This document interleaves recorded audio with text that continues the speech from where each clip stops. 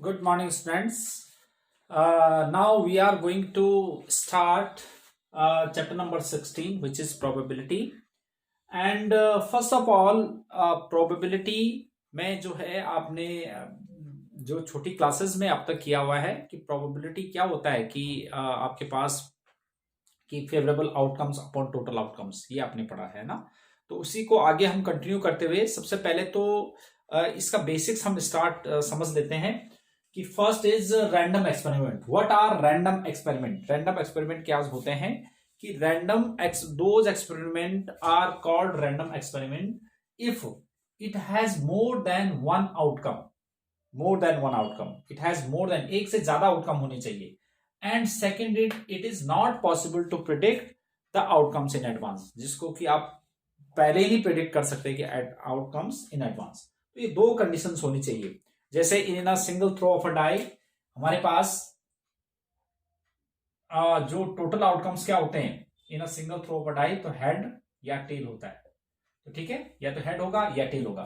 तो इसने कहा कि it has more than one outcome, तो देखो इसके दो आउटकम्स हैं, एक से ज्यादा आउटकम है। और it is not possible to predict the outcomes in advance. तो इसमें हम जो है नहीं सॉरी, ये क्वाइन है, क्वाइन डाइस नहीं। अ क्वाइन इज टॉस्ड वंस, तो फेयर क्वाइन होना चाहिए। फेयर क्वाइन मींस कि जिसका एक तरफ हेड और इसका एक तरफ टेल है। तो अब fair coin is tossed once, तो उसमें देखते हैं कि whether that event is an outcome, that experiment is random और नॉट। तो उसके लिए क्या करेंगे कि yes it is random experiment since it has more than one outcome and it is not possible to predict the outcomes in advance. ये हमें पहले से पता नहीं है कि हेड आएगा या टेल आएगा, राइट? तो that is those are random experiments.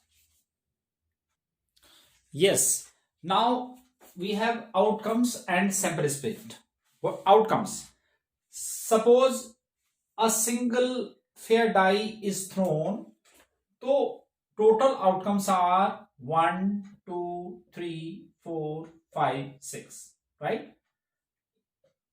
If a fair dice is rolled, the total outcomes are 1 2 3 4 5 6. fair dice means, fair dice का मतलब होता है कि जिसमें मतलब एक ईच फेज पे एक ही नंबर हो, है ना, 1 टू लेके 6 तक, इस तरह का। तो outcomes are 1 2 3 4 5 6। If we represent these outcomes in a set, तो set of these outcomes is known as sample space and is represented by S, right? Sample space. तो let us take another example. Suppose two fair coins are tossed, तो what will be the outcomes if two fair coins are tossed once? एक ही बार उनको एक साथ together, एक साथ हम फेंक रहे हैं, तो क्या क्या हो सकता है? हेड हेड हो सकता है, हेड टेल हो सकता है, टेल हेड हो सकता है, टेल टेल हो सकता है, ठीक है? और if you represent all the outcomes in a set, तो that is known as sample space, right? तो देखो सैंपल स्पेस के अंदर each outcome is known as ये, these are sample points. There are 4 sample point in this sample space. So these all are sample points. These all are sample points. Sample points. So that means there are 6 sample points. Now, there are 4 sample point in this sample space, and there are 6 sample points in this sample space. So these are the sample space. तो इसी पे based first exercise में हमारे पास यही है। तो पहले late us सी example.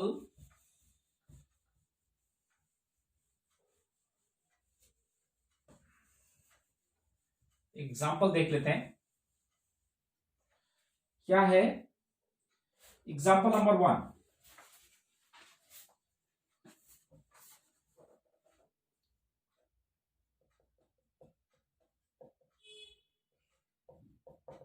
क्या है question? 2 coins are tossed once, find the sample space. 2 coins are tossed once, find the sample space. तो 2 coins are tossed once, 2 coin को हम टॉस कर रहे हैं, ठीक है? तो अभी मैंने बताया जैसे कि क्या क्या आ सकता है, head head, head tail, tail head, tail tail. तो these are 4 sample point and set of these sample points is known as sample space, right? तो ये तो आपके पास ये आ गया. अब चलते हैं example number 2. What is example number 2?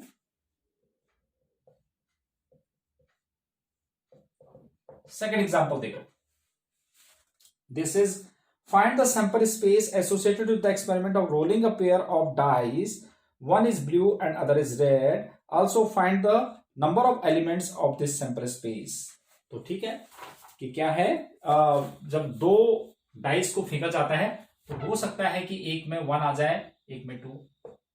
ठीक है, 1 2, फिर 1 1 1 1 1 भी पॉसिबल है, 1 2 1 3 1 4 1 5 1 6.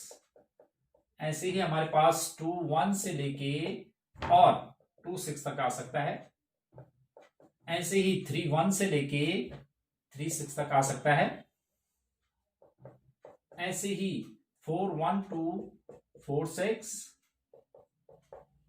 ऐसे ही 5 1 2 5 6 एंड 6 1 2 6 6. तो these are all outcomes. ये पॉसिबिलिटी है जो कि मतलब हम एक ब्लू कलर का और एक रेड कलर का डाई को हम एक साथ थ्रो करते हैं तो हमारे पास टोटल आउटकम्स क्या क्या आ सकते हैं, ये आ सकते हैं. ठीक है, और if you represent these all outcomes in a set, that is sample space. तो this is sample space. और इसमें कहा कि how many elements are there, तो number of sample space that is 36. 6 6 6 6 6 6, तो 36 number of sample space, right? Now we have another example number 3. Let us see what is that example 3 देखते हैं.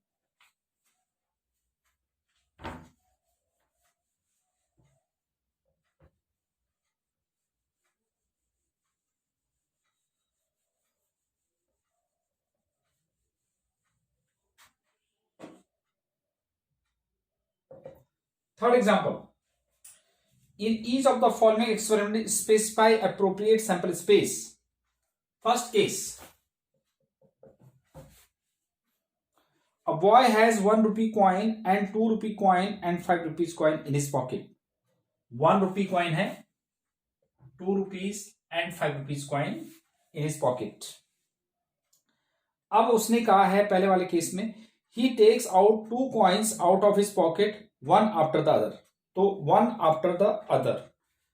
ठीक है, तो ऐसा भी हो सकता है कि, तो आउटकम्स क्या क्या हो सकते हैं हमारे पास. आउटकम्स आर, हो सकता है कि 1 के साथ 2 ले लो, 1 रुपये के साथ दूसरा कॉइन, या इसके साथ 1 के साथ 5 भी ले सकता है और 2 के साथ 5 भी ले सकता है.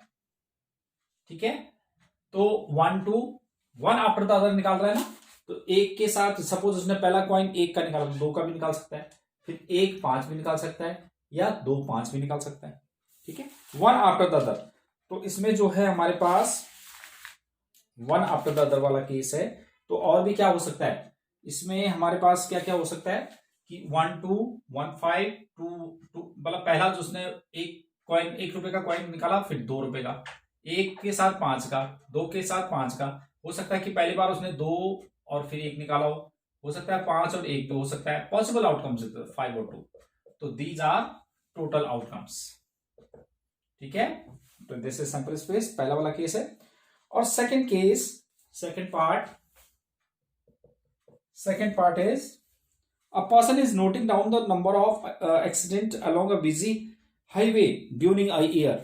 तो क्या क्या हो सकता है कि नंबर ऑफ एक्सीडेंट, इसमें क्या क्या हो सकता है कि, हो सकता है कि 1 भी ना हो, 1 भी हो सकता है, 2 भी हो सकता है, 3 भी हो सकता है, 4 भी हो सकता है, एंड सो ऑन. ठीक है, तो दैट वाज एग्जांपल नंबर 3. अब चलते एग्जांपल नंबर 4 पर. क्या है example number 4? Let us C.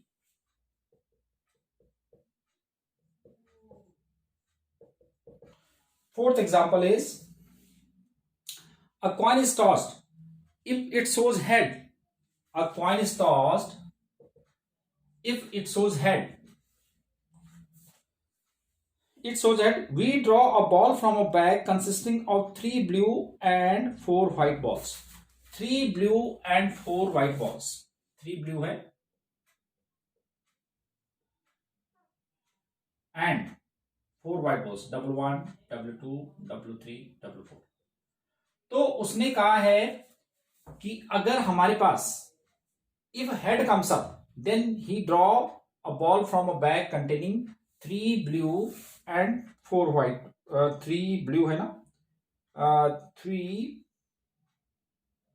consisting of bag, 3 blue and 4 white. तो देखो हेड के साथ B1 भी हो सकता है, हेड के साथ B2 भी हो सकता है, हेड के साथ B3 भी हो सकता है.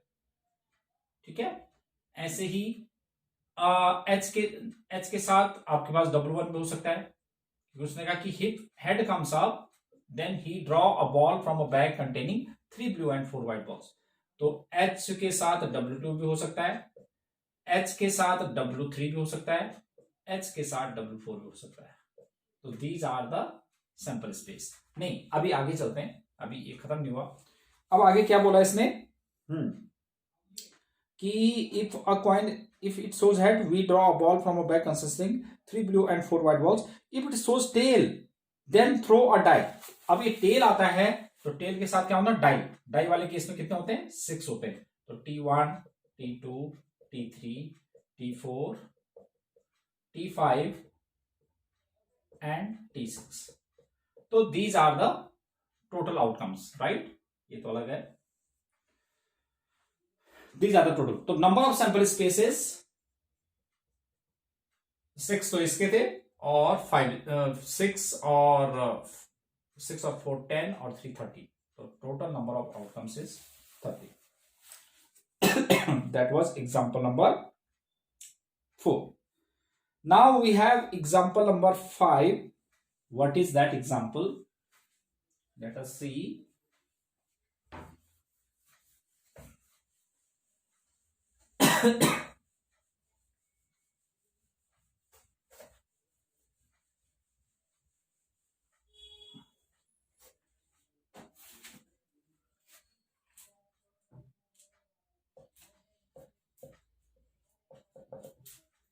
Fifth example. Consider the experiment in which a coin is tossed repeatedly until head comes up. Describe the event of the sample space. यानी कि तब तक वो थ्रो करता जाएगा जब तक कि हेड ना आ जाए. तो हो सकता है कि पहली चांस में हेड आ जाए, पॉसिबिलिटी है.